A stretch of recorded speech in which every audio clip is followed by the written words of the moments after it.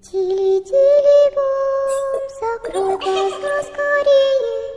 Кто-то ходит за окном и стучится в двери.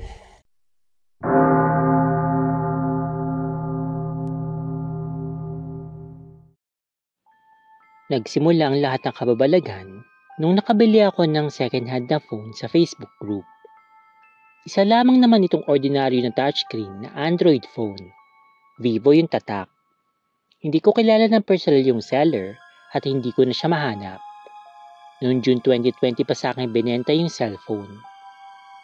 Noong November, nung nagsimula na ako makaramdam ng kung ano-ano, may kaibigan ako nagmamadali na pumasok sa bahay namin. Nagulat ako kasi nung nakita niya ako, tinignan niya yung buong katawang ko na para bang may nangyari sa akin.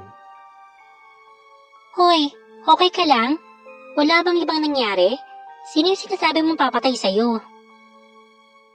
Tanong niya sa akin. Napakunot noon naman ako sa mga sinabi niya. What? Ano ba nagsasabi mo? Takang tanong ko sa kanya. Ano ka ba? Nag-text ka sa akin kanina, di ba? Kaya nga napatakbo ko dito. Ikaw bruha ka? Huwag mo na ulit gagawin yung putyang prag na yan. Hindi nakakatuwa. Pagalit na sabi niya sa akin. Mas lalong nablangko yung utak ko. Parang nababaliw na kasi yung kaibigan ko.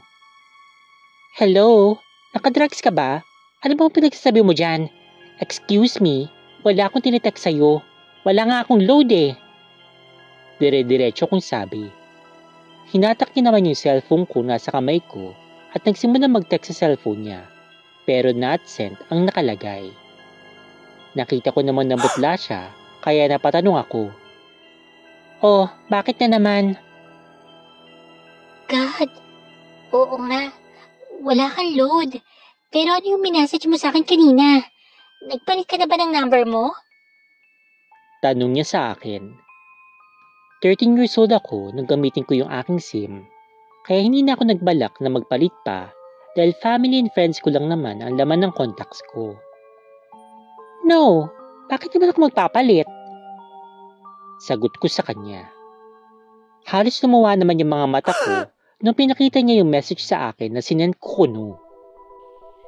Pumunta ka dito sa bahay, may papatay sa akin. Yan yung nakalagay sa messages. Kaya agad kong tinignan yung number. At number ko nga. Bakit ko naman isasend ito? Nananahimik ako sa amin at wala nga akong load. Kaya sabi ng kaibigan ko, baka lang daw may nakahawak ng cellphone ko at pinagtripan lang. Subukan ko daw na huwag mag-load ng 1 buwan upang makasigurado. Sa 1 buwan na yon, napakarami kong kaibigan na nagtatanong kung bakit daw ako tumatawag sa kanila ng hating gabi. Minsan nga daw, madaling araw pa. Hindi daw nila sinasagot kasi tulog na sila at makikita lang daw nila sa logs nila. Agad naman nilang pinapakita yung number na tumawag sa kanila at number ko ulit. Hindi ko alam kung sa cellphone ba ako matatakot o dun sa SIM. Pero napaka-imposible dahil ngayon lang nangyari ito. Pati pamilya ko, nakakatanggap ng mga messages galing sa akin gaya ng buksan niyo yung pinto ninyo, nasa tapat na ako. Puro ganyan ang natatanggap ng pamilya ko na napaka-imposible na pumunta ako sa kanila dahil nasa Jensen sila at nandito ako sa Maynila. Akala ko biro pa yun, pero marami na rin nagagalit sa akin at kami lang na mga kaibigan ko ang nakakaalam ng tungkol dito. Kaya sinimulan ko ng halukayin lahat ng laman ng cellphone settings. Wala namang problema at pumunta ako sa logs ko dahil makikita naman diba kung tumatawag talaga ako. Pero laking gulat ko dahil wala namang nakalagay doon. Sa messages ko naman, wala rin. Kaya paano mangyayari yun? Pero biglang nagbabibrate yung cellphone ko na mas lalong kinanelbis ko kung saan nagagaling yung messages na may number. Wala naman akong minessage sa sarili ko pero halos magtaas ang balahibo ko dahil sa aking nabasa.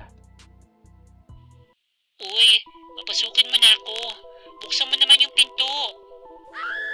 Halos may tapong ko tuloy yung phone na hawak ko. Hindi ka panipaniwala. Baka lang may nag-trip, pero hanggang ngayon, inoobserbahan ko pa rin kung ano ba talaga nangyayari sa phone na ito. Actually, ito pa rin yung gamit ko magpasa hanggang ngayon.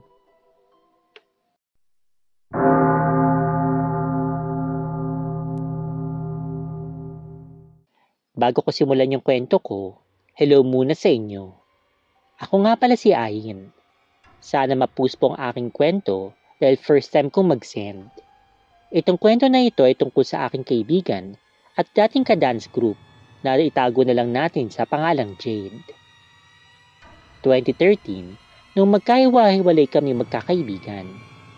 Yung iba, nagsipag-asawa na at yung iba ay nagtrabaho sa malalayong lugar. Isa na dito si Jade. Nakita ulit kami ni Jade ng year 2020 dito sa Cavite. Iisa lang yung boarding house namin pero magkaibang kwarto. Isang construction worker si Jade at sa Makati noon yung ginagawang building nila. Naikwento niya sa akin na habang nasa third floor siyang mag-isa at nag-flooring ng sahig, nagpapatugtog siya ng music gamit yung cellphone niya kasi nakakabihingi daw ang katahimikan. Gabi na noong time na iyon, siguro mga nasa 11 PM at yung mga kasama niya ay nasa first floor nagtatrabaho. Wala namang kaso sa kanya na mag-isa lang siya dun sa third floor kasi hindi naman siya naniniwala sa mga multo o kung ano mang nakakatakot na nilalang. Konti na lang din naman daw yung gagawin niya, kaya nagpe-petiks-petiks na lang siya ng mga time na iyon. Nung patapos na si Jade sa ginagawa niya at tatayo na sana, biglang may marka ng paa ng bata siyang namataan at kinakita ng dalawang mata niya na papalapit ito sa kanya. Wala naman siya nakikitang tao at lalong imposibleng may bata doon kasi hindi pa naman tapos yung building. Pero kitang-kita niya yung footprints na maliliit. Doon na siya nakaramdam ng takot, kaya agad na kumarit pa siya ng takbo, paibaba. Ang mas nakakatakot pa doon, nung patakbo niya tinatahak ang second floor, nagpatay sindi yung mga ilaw. Kamuntikan pa daw tuloy siyang mahulog sa sobrang pagmamadali niya. Pagkababa daw niya ng first floor, kahit hingal na hingal siya, agaran niyang sinabi dun sa mga kasamahan niya, pati dun sa leadman nila, yung kanyang mga nasaksihan. Dahil doon, nagpasya na lang yung leadman nila na itigil na muna yung kanila pag-overtime kasi daw baka daw may masamang mangyari pa sa kanila. Agad na nga sila nagsipag-uwian at hindi na muna sila sa barracks na tulog ng gabing iyon dahil baka sundan pa sila doon dahil katabi lang ito ng building na kanilang ginagawa. Nasakay na sila Jade at yung mga katrabaho niya ng jeep na nagsuggest yung isa sa kanila na doon na lamang sila munang matulog sa tirahan ng isa sa kanila. Dahil isang sakay lang naman yung bahay nito. Sumang-ayon naman sila. Dahil nga sa pagmamadali nilang umalis dun sa construction site, napakadumi pa nila dahil hindi pa nila nagawa pang malinis ang katawan dahil sa sobrang takot. Nang makaandar na yung sinasakyan nilang jeep, hinapuhap ni Jade yung bulsa niya para sa kanyang cellphone, pero hindi niya ito nakapa. Napaisip na lang siya na baka naiiwan niya ito sa barracks dahil sa sobrang pagmamadali na kinuha niya yung bag niya. Dahil doon, naghiram muna siya ng cellphone sa kanyang kasamahan. Susubukan lang daw niyang tawagan. Hindi kasi siya sure kung naiwan niya ba talaga sa barracks yung phone niya o baka naman nahulog sa kalsada. Kasi nga, wala sila sa wisyo noon dahil sa sobrang pagmamadali nila na makalayo doon sa building. Nung tinawagan niya yun, ni-loudspeaker niya para marinig niyang mabuti yung kabila kung meron bang sasagot. Baka kasi sa daan nahulog yun at may nakapulot. Para kung sakali, hindi na siya aasa na mababalik pa sa kanya yung phone niya kasi alam naman niya na thank youhin na yun sa nakapulot. For sure. Nung nag-ring, agad na may sumagot at boses bata. Ito yung eksaktong sinabi. Kuya, bakit ka tumakbo? Makikipaglaro lang naman ako sa'yo. Madali niyang inup yung tawag at takot na takot silang lahat na nakarinig dahil nga ni-loudspeaker niya yun. Nagsipagtaas yung mga balahibo nila at kinakabahan sila na parang maihinong mga oras na yun. Basta nangingilabot na tinginan silang apat ng kanyang mga katrabaho. Inisip nila na baka niiwan lang sa third floor yung cellphone nung tumakbo si Jade at di niya na yun naisip dahil nga sa takot. Hindi sila nakatulog ng gabing iyon, kaya nag-inuman na lang sila Jade ng kanyang mga katrabaho. 3 na lang sila, kasi yung isang katrabaho ni Jade, nagbago yung isip. Nagpa siya na dumiretso ng uwi doon sa Taguig. Napagkwentuhan na lang nila yung nangyari at kinaumagahan, bumalik na sila ng barracks upang magtrabaho ulit. Nung umaga na yun, nasa 7 na yun nandoon na construction workers at kasama na nila yung kanilang engineer. Tinawagan pala ng leadman kagabi yung engineer at sinabi nito yung mga nangyari. Umakyat sila sa 3rd floor at doon, nakita nga nila yung mga footprints ng bata, pati yung cellphone ni Jade na tumutugtog pa at hindi pa lobat. Nagtaka naman sila Jade at kasamahan ko kung bakit hindi namatay yung tugtog. Samantalang nung tumatawag siya nung nasa jeep, sinagot ng multo yung tawag niya. Napaka-creepy. Kasi dapat diba kung sasagutin mo yung tawag, automatic na mag-off yung music? Yung kasama naman nila na umuwi ng Taguig, hindi na nakapasok pa kasi nilagnat ng grabe at kinailangan pa nitong magpa-admit sa ospital. Simula noon, hanggang alas 6 na lang ng gabi yung trabaho nila dahil sa sobrang takot na maulit muli iyon. Pasensya na kayo kung hindi maganda yung pagkakalahat ng kwento. Hindi kasi talaga ako marunong maglahad. Hindi man siya masyadong nakakatakot para sa inyo, pero sa akin, sobrang nilamig ako nung kinuwento niya ito sa akin. Thank you so much kung mapopost man ito.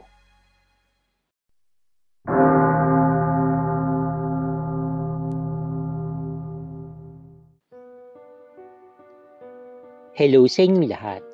2 kwentong aking i-share sa ngayon. First story, nangyari ito nung nagbakasyon kami ni Mama sa Pangasinan.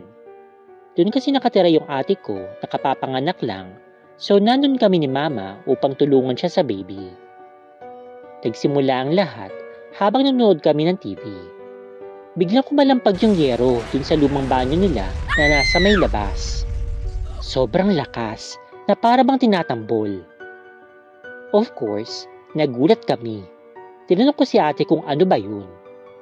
Pero imbis na sabihin ng dahilan, ang sagot ni Mama sa kanya ate, wag na lang daw namin pansinin. Eventually, nalaman ko na dati pala may nagpakamatay dun sa banyo na iyon. Kaya pala tinakpan na lang. Actually, nandun pa pala yung lubid na ginamit. Kinilabutan ako nung nalaman ko yun, kaya iniwasan ko na talaga yung banyong iyon. Total, may banyo naman dun sa loob ng bahay. Mga 1 AM, bala ko na sanang matulog matapos manood ng BL sa YouTube. Nang biglang sumigaw si ate kasi para may naglalakad daw sa labas ng kwarto nila. Hindi ko naman yun narinig, pero nung hininaan ng asawa ni ate yung radyo, late talaga kasi matulog sa kanila, mas lumakas yung tunog na parang nakayapak lang pero dilig na dilig yung paglalakad. Palapit na palapit dun sa pintuan. Biglang sumigaw yung asawa ni ate at tumakbo na kami ni Mama sa kwarto nila. Yun pala, hinihila yung paa niya sa butas ng kwarto. Kahit may nakatrip doon na sako sa butas, nakita ko yung bayaw ko na yung kanan niyang paa nakalusot na dun sa butas na parang hinihila nga. Nagpanik na kaming 3 nila Mama at ate sa na nangyayari. Nang mahugot ni Kuya yung paa niya mula dun sa butas, dali-dali na kaming lumabas ng kwarto, bit-bit yung baby. Pagtingin namin sa lumang banyo, wala na yung nakatakip na yero. Nakapako yun, kaya lalo kaming natakot. Balisa kaming lahat na hindi namin alam kung ano bang gagawin. Doon kami umistambay sa labas ng bahay hanggang sa mag 5 AM. Hindi ko na nga napansin yung oras sa dami na nangyari buong gabi. Sinikatan na kami ng araw sa labas ng bahay nila ate. Nung wala pa palang nangungupahan doon, lagi daw para may nagbabasag ng bote na para bang may nag-aaway. Kahit wala namang tao, ayon sa nakatira sa tapat ng bahay nila ate. 3 linggo pa lang sila ate doon at matapos ng mga nangyari nung gabing iyon, nagdesisyon na sila ate nung umalis na. Hanggang ngayon, wala pa rin daw umuupa sa bahay na iyon. Ito naman yung mga nangyari noong mga 1960s pa siguro. Kwento naman ito ng lola ko sa akin. Ayon sa lola ko, yung lolo ko daw, pareho na silang nasa langit ngayon, rest in peace. Nung binata pa daw ito, napakahilig magpunta sa mga sayawan. Uso pa daw kasi yun noon. Habang nagpa-party-party raw noon, may nakilala si lolo na isang babae. Bago pa daw ito makilala niya si lola. Chick boy daw kasi talaga si lolo dati. Napakaganda daw ng babae di umano. Kamukha daw nito si Rosana Ortiz. Hindi ko na siya kilala, pero ayon kila lola, artista daw ito dati. Since yung babae daw mismo yung malapit kay lolo, abay syempre sugap na si lolo kaagad. Sinamahan niya na daw ito. Noong mga 12 AM na at nagsisipag-uwian na yung mga nagsasayaw, nabanggit ni lolo na malayo yung kanyang tirahan.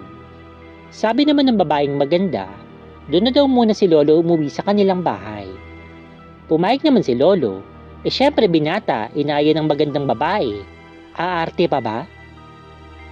Nung umuwi sila sa bahay ng babae, kubulang naman daw pala ito na maliit. Tatay lang yung kasama ng babae na nakatira dun sa bahay na iyon. So behave si lolo. Akala niya siguro makaka-score siya dun sa babae, pero may bantay pala. E di ayun, matutulog na. Yung lolo ko sa sala natulog. Mga 4:30 AM na ng umaga at madilim-dilim pa nang bigla siyang nagising. Parang may tunog daw ng malaking ibon sa paligid na tumatawa. Tunog ng pakpak kapag lumilipad. Parang ganun. So bangon kagad si lolo noon at pagpunta niya daw dun sa kusina. Yung tatay ng babae, nandun yung kalahating katawan. Manananggal! Takbo kagad si lolo at kinuha niya yung mga gamit niya.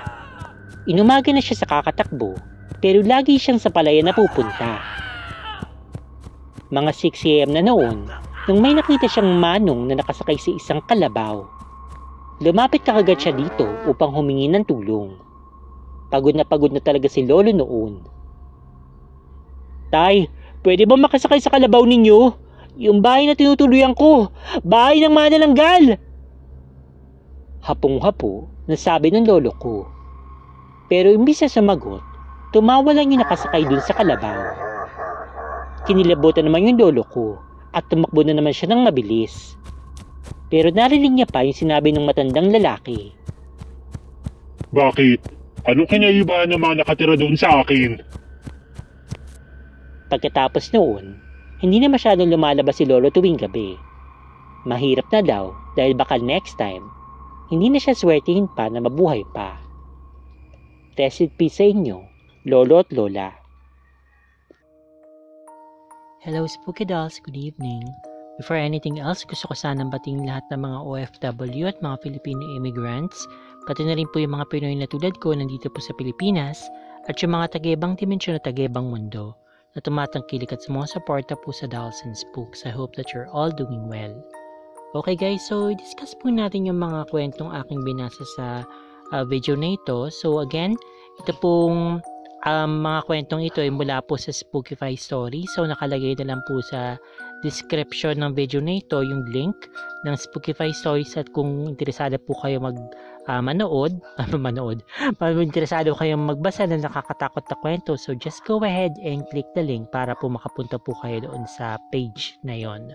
Okay, anyway, so dun sa first story, okay, so tungkol nga ito dun sa parang may nagpaparamdam. Feeling ko naman yung pong nagpaparamdam ay dahil po yun sa phone. Kasi nga kung 13 years old pa lang siya, gamit niya na yung SIM card na yun.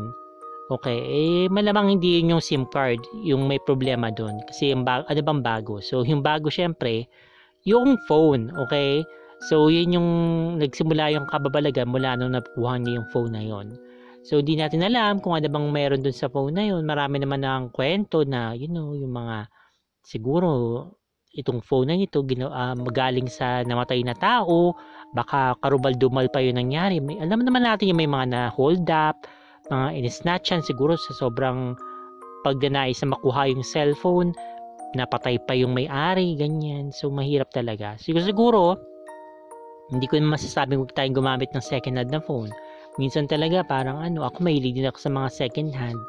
Lalo na yung mga, hindi naman phone, okay? Kasi sa akin kasi personally, kung bibili ka ng unit o yung mga ganyan cellphone, mas maganda yung brand new kahit na sabihin natin hindi siya yung totally mamahalin o basta ikaw yung unang gumamit. Kasi pag yun nga, mga electronic na gadgets, ganyan, mahirap na yung hindi natin alam kung nahulog na ba yan o kasi kung damit okay lang, alam mo naman, di labahan mo ganyan, di okay na siguro pagkatapos mo labahan, o pwede rin sapatos kung ano pa man. Pero yung mga ganyan na gadgets, kasi hindi mo malalaman kaagad-agad kung sira ba o hindi, o napaayos na ba yung before, nagluloko na ba talaga siya. Kasi syempre kapag binili mo, okay, mukhang maayos pa siya sa una, pero eventually kapag tumagal-tagal sa'yo, yun, saka nalalabas yung mga problema.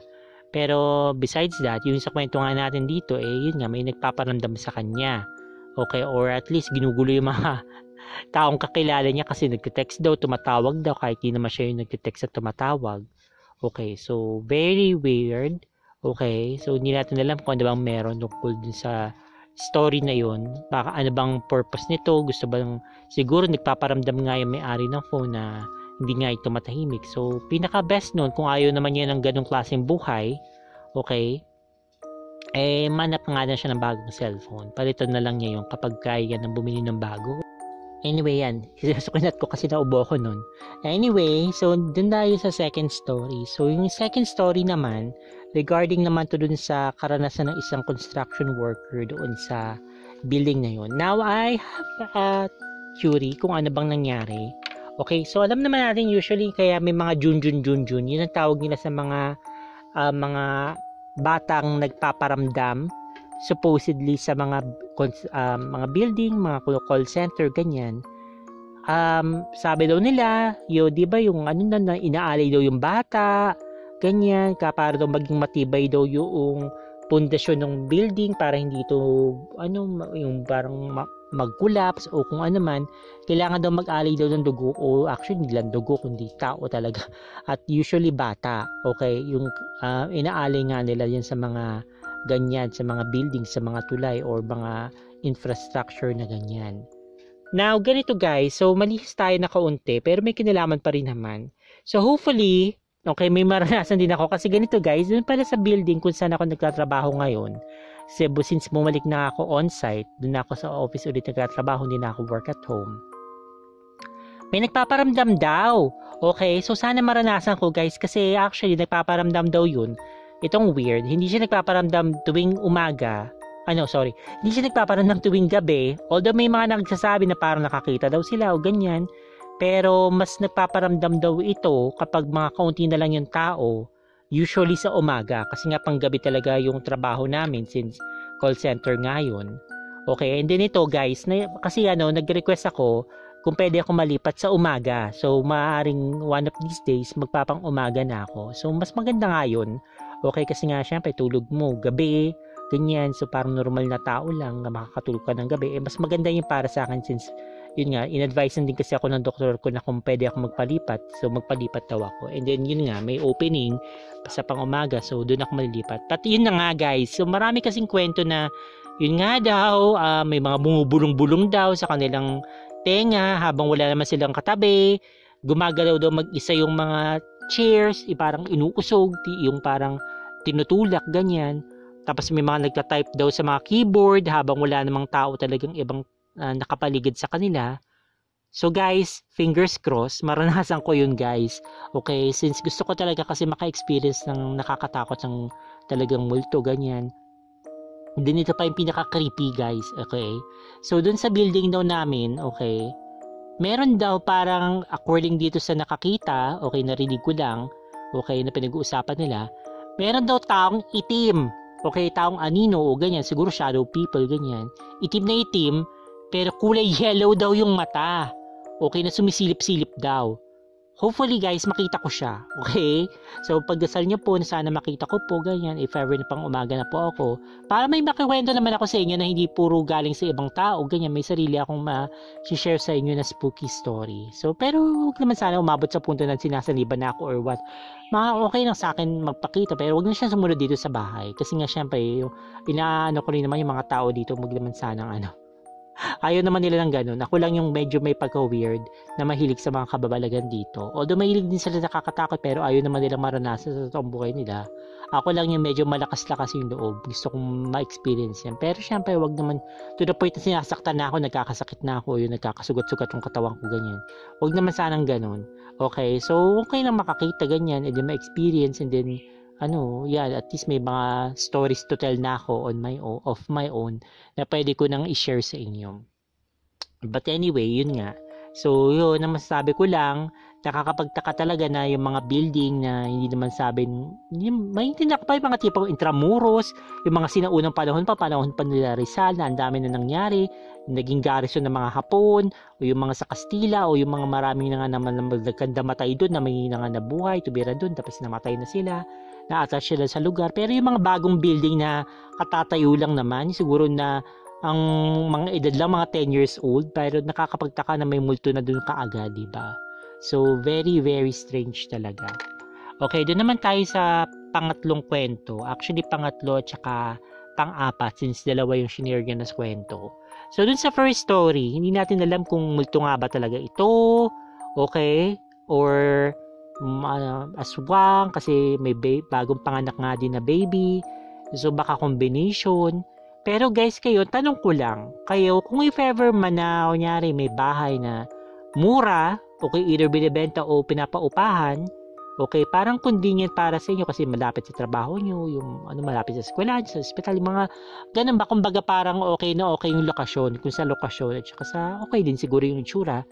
Pero may nagmumulto, okay, katulad niya, may history na may nagpatiwakal doon, mayroon doon namatay, ganyan. Titirahan niyo pa rin ba o hindi? Ngayon alam niyo naman yung sagot ko personally tungkol dyan. So ako, go ako, as long as hindi naman yung tipong, lahat ng tumirigyan minala, so namatay din, ganyan. Siyempre ayoko naman, di ba? Ayoko namang mangyari yun na parang okay, sige nga, may nararamdaman ka nga, natupad yung kagustuhan mo, pero may kakaibat pa ng kamalasan yun. Eh, syempre naman ayoko naman ng ganyan. So, masasabi ko lang dyan, if ever man, okay, na mangyari yun sa akin, alamin ko muna kung ano bang nangyari sa mga taong tumira doon. Okay, so, kung minalas ba sila o ano. So, mas okay sa akin kung wala naman, may nararamdaman sila, pero normal naman ang buhay nila, ganyan. Hindi naman sila nagkasakit or what. Sige, go ako doon. Pero kung hindi, wag na lang, kahit na gustong-gusto ko sana maka-experience, pero okay, never. Okay. Kayo, ano bang opinion nyo regarding yan? Titira ba kayo doon o hindi? Okay, kung mayroon nga, yung gano'n, sige sabihin natin haunted na nga yung lugar. Okay. Or kung hindi man haunted, may alam nyo may nagpatiwakal nga doon, may namatay doon. Okay. Doon naman sa pang-apat na kwento, so regarding nga ito dun sa chick boy niyang lolo, okay, so pakboy. Yun nga, gano'n na para bang sumama na lang kung kaninong babae. Okay, na hindi naman niya ganun kakilala. So, masasabi ko lang doon na ingat-ingat kayo. Okay, whether babae kayo, lalaki kayo, yung mga sinasamahan ninyo. Okay, although yung sinaunang panahon na ito, ganyan nangyari sa kanya, mas lalo na ngayon. At saka wag kayong matakot na aswang yung makakasama nyo. More or likely, baka mamamatay tao ito, o baka use ko mamaya, ibenta na lang kayo kung kanino, yan, tapos patagpuan na lang yung katawan nyo na nakahandusay sa damuhan, na duguan, ganyan. So, mag-ingat-ingat kayo sa mga sinasamahan ninyo kahit na sabihin natin na mukha naman siyang mabait kasi hindi mo talaga masasabi kung ano ba yung ugali ng tao, kung ano ba yung tinatago yun. Siyempre, wala naman siguro magpapakita sa inyo na para bang first na instance na puro kasamaan ng ugali niya, ipapakita niya kaagad sa inyo. Usually, syempre, lalo na kapag kunyari, magliligawan kunyari, ganyan, maganda yung papakita muna. Okay, para nga matrap niya na kayo. And then, saka pag kayo na, o kung matagal-tagal na kayo, saka mo lalabas yung tunay na ugali. So, yan, mag-ingat-ingat na lang din kayo talaga. Anyway, I hope na nag-enjoy kayo sa mga stories na aking binahagi sa video na ito. Leave your comments down below. Paki-like po itong video, please, para po malaman na usual kung gusto niyo o hindi. Okay, and then yan, pakishare na rin po sa paborito yung social media like Facebook, Twitter, kung saan man po yan. Okay, so abangan po next week ang bago po natin kwento. So, kita-kits na lang po. Stay fabulous and spooky, spooky dolls. Have a nice day. Bye-bye. Meron ka bang spooky story na gusto mong i-share? Kung ganon, ipadala mo na yan sa dolls@gmail.com. Huwag din kakalimutan na mag-subscribe, mag-like, mag-comment, at i-share ang video. Kung hindi, pupuntahan kita sa bahay mo.